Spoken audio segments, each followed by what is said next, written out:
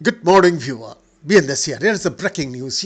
One former Taiwan presidential spokesperson, Kolas Wakata, watched Tucker Carlson's recent interview with Russian President Vladimir Putin. One thought came to her mind. Putin and Xi Jinping are similar, she told me, because both of them believe they represent the old imperial power in their countries.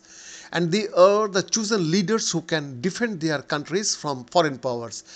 They think they are the chosen ones and they want to stay in power forever. But this is scary and this is nonsense. Nonsense or not, Putin's brutal invasion of Ukraine has now entered its third year, costing tens of thousands of lives and hundreds of billions of dollars, said counting. Putin justified his military aggressions toward Ukraine in part by invoking historical grievances and nationalism. His rationale echoes the narrative of Chinese leader Xi Jinping, who consistently frames Beijing's claim over Taiwan through a lens of historical entitlement and national rejuvenation. Anyone who cares about democracy, anyone who cares about human rights, they have to pay attention, Kolas warned, referring to the parallels between Putin's justification for his invasion of Ukraine and Xi's rhetoric around Taiwan and the threat both autocratic leaders' ambitions pose to those democracies. Earlier this month, NATO Secretary General Jens Stoltenberg gave a similar warning, pointing to Putin's 2022 visit to Beijing days before he launched his full-scale invasion of Ukraine.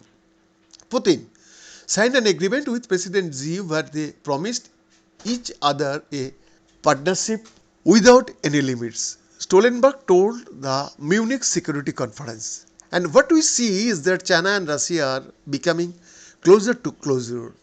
So, of course, if President Putin wins in Ukraine, it is not only challenging for the Ukrainians, it sends a message not only to Putin but also to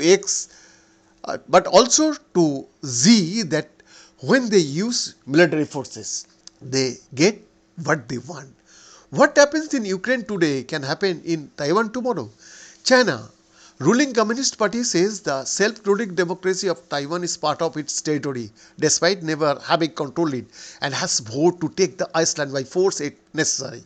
China has pushed back against comparisons between Taiwan and Ukraine, pointing out that only a handful of countries recognize the Iceland's sovereignty.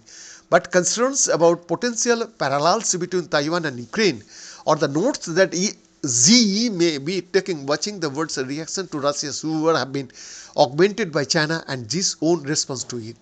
Beijing has refused to condemn the invasion of Ukraine despite purporting to uphold country's territorial integrity under international norms. It has also claimed impartiality in the conflict but has continued to strengthen its economic, strategic and diplomatic ties with Russia, becoming a key economic lifeline for the sanctions-hit economy.